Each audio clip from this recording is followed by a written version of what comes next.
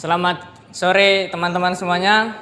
Di sini saya Ahmad Dhani, di sebelah kanan saya Aris Setiawan dan di sebelah kiri saya. Gilang Salama. Di sini kami bertiga akan meliput tentang seputar MM Studio, salah satu teaching factory yang ada di SMK Negeri 3 Metro. Untuk lebih lengkapnya, kami akan langsung mengunjungi MM Studio-nya langsung.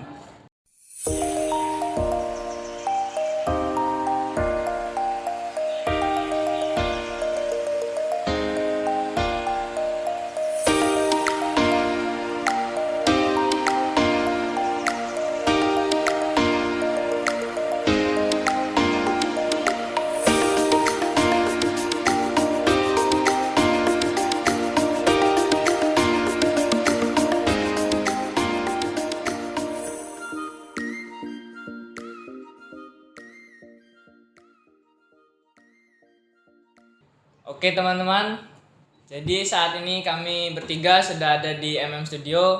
Kami sudah bersama dengan salah satu tim MM Studio yaitu Kak Khairul Effendi. Nah, jadi yang pertama yang mau kita tanyakan ini, apa sih MM Studio itu Kak? Apa itu MM Studio ya? Oke, sebelum saya jelaskan apa itu MM Studio, perlu diketahui bahwasanya MM Studio itu berdiri karena adanya jurusan. Nah, biasanya di setiap jurusan itu ada namanya unit produksi, UP. Nah, dari UP muncullah sekarang bertingkat menjadi TEFA, Teaching Factory, betul. Oke, saya jelaskan TEFA MM Studio ya. Oke, jadi TEFA MM Studio ini adalah Teaching Factory jurusan Desain Komunikasi Visual. Kalau dulu jurusan kita namanya multimedia, sekarang desain komunikasi visual. Nah, sekarang kenapa sih TEFA namanya MM Studio? Nah, itu karena untuk mengambil sejarah, sejarah bahwasanya DKV itu ada nama lain. Ya, nama lainnya yaitu MM seperti itu. Lebih keren namanya. Kemudian ada kalimat studio di situ, ada nilai fotografinya dan sinematografinya. Seperti itu. Dan pertanyaan mungkin ada lagi Kak, kapan MM Studio ini didirikan? Bangun.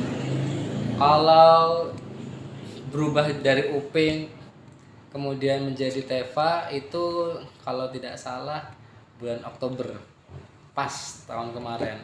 Karena waktu itu ya tahun 2021. Karena waktu itu ada sayembara dari Direktorat Pendidikan SMK bahwasanya yuk mana setiap UP di setiap sekolah yang mau mengajukan bantuan proposal TEFA.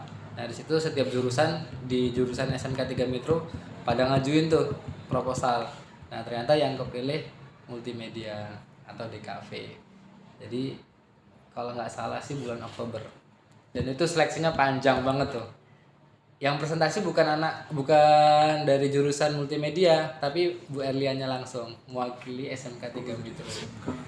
Dari 34 provinsi se-Indonesia ya. Bu 37 ding ya sekarang ya. Sekarang 37 udah nambah. Ya, 37 provinsi di Indonesia. Ya, salah satunya SMK 3 mendapatkan bantuan dari Direktorat Pendidikan SMK. Seperti itu.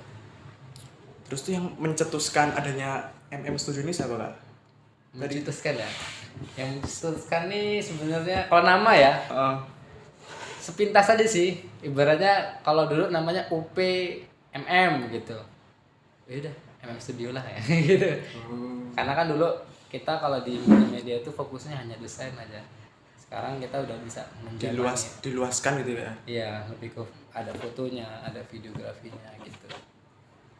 Terus ini gimana sih Kak perkembangan MM Studio ini dari awal berdiri sampai sekarang itu? Gitu ya, sampai sekarang ya. Dari bulan Oktober sampai bulan November ini udah setahun berarti ya. Ya. Itu perjalanannya berat banget. Oktober kita masih belum di gedung ini. Kita pindah ke gedung ini kalau tidak salah antara bulan November kalau enggak Desember. Seperti itu. Tapi aktifnya mulai sudah penuh barangnya itu di bulan Januari. Jadi Oktober, November, Desember 3 bulan itu kita masih penyesuaian tempat, setting tempat, gimana set tempat ini biar kelihatan kayak industri gitu. A few moments later. Tadi kan kalau kata Kak Irul kan bahwa setiap jurusan itu ada kayak Teva gitu kan. Nah, mengapa tuh MM Studio tuh yang kayak seperti agak sedikit diunggulkan gitu Agak gede-gede ya. di SMK 3 tuh kayak tuh lebih menonjol dari Daripada dari Teva jurusan yang lainnya. Iya. jurusan yang lain gitu kan. Kalau dulu di zamanku masih sekolah itu yang diunggulkan TKJ. Iya. Bahkan di gedung ini pun ini ya gedung Bekas. ya bukan bekas ya, bahkan yang membangun ini guru-guru dan tim-tim dari TKJ. Tidak ada sangkut pautnya bahkan dengan dana sekolah, tidak pakai dana komite, nggak pakai dana bantuan. Berarti keluar sendiri. Iya, pure gedung ini tuh adalah gedung yang dibangun oleh guru-guru TKJ dan tim-timnya. Kemudian berjalannya waktu, setelah aku lulus, kemudian ada perpindahan manajemen dari BCM ya, kalau dalam zaman ke sekolah, Business Center SMK 3 berubah menjadi toko kita, kemudian ada lagi LSP dan lain-lainnya. Nah, waktu itu pas pengajuan proposal setiap jurusan yang mengumpulkan sih sebenarnya, yang sebenarnya guru-guru lain sudah ditawarkan, yuk siapa yang mau mengajukan Teva gitu. Enggak, aku sebagai guru multimedia iseng aja ngantar proposal, ternyata Diterima. ya di saat SCC. itu diterima. Alhamdulillah. Ya kayak TITL waktu itu dia mau mengajukan tapi mereka masih bingung. Konsepnya gitu. Ya kalau kita mah jasa Pak, nggak ada kelebihannya kayak multimedia. Kalau multimedia kan ada barang asli produknya, kalau kita cuma basis jasa doang. Jadi kayak insecure lah kalau jurusan lain itu. Tapi kalau aku cuma nge-share aja, ternyata MM yang keterima jadi Teva. Kalau untuk MM Studio ini jasanya tuh apa aja Kak? Jasa-jasanya. Produk. Kita ada produk sama jasa. Produknya merchandise, satu tuh kayak mug, pin, ganci. Kemudian ada juga jam custom dikasih tulisan-tulisan gitu biasanya. Di situ ada tuh lekatnya. Ada apa lagi? Karikatur, paper cut, terus vektor, paper bag, tote bag, kaos. Banyak sih apa aja bisa kalau produk. Case HP dikasih gambar bisa. Case HP dikasih gambar. Ya, terus apa lagi ya kalau produk-produknya? Hand sanitizer kemarin kita ngerjain juga, cuma ngasih stiker sih. Sama gelas kemarin. gelas dikasih logo gitu, Kasih gambar. kasih gambar. Itu produknya. Kalau jasanya lebih ke desain servis digital, contohnya desain grafis, kemudian foto, video, udah. Oke, mungkin cukup informasi yang dapat kami bertiga sampaikan bersama dengan Kak Irul, dan khususnya kami ucapkan terima kasih kepada Kak Irul karena sudah meluangkan waktunya. Atas segala kekurangannya kami mohon maaf. Mungkin cukup, sampai jumpa di lain kesempatan. Bye-bye.